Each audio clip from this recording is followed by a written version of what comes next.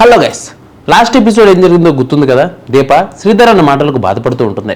కరణ్ తల్లిదండ్రులు కళ్ళ ముందే ఉన్నా కూడా వాళ్ళ ప్రేమను నోచుకోలేకపోతున్నానని అంటుంది. కార్తిక్ బాబు ఓదర్చుతాడు.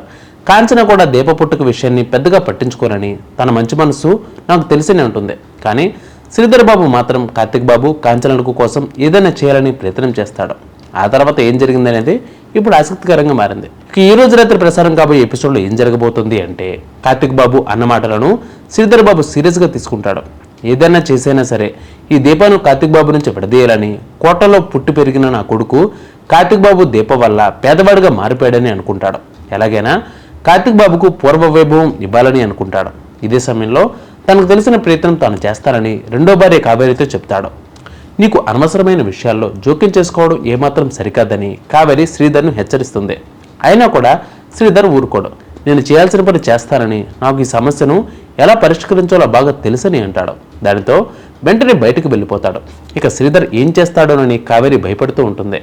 మరోవైపు జ్యోత్స్న దీపాగా స్టోరీ నడుస్తుంది. దీప పుట్టుక గురించి అందరికీ తెలియడంతో జ్యోత్స్న మనసులో వందల ప్రశ్నలు ఉత్పన్నమవుతూ ఉంటాయి. వాటన్నింటికీ దీప దగ్గర నుంచి సమాధానాలు తీసుకోవాలని అనుకుంటుంది.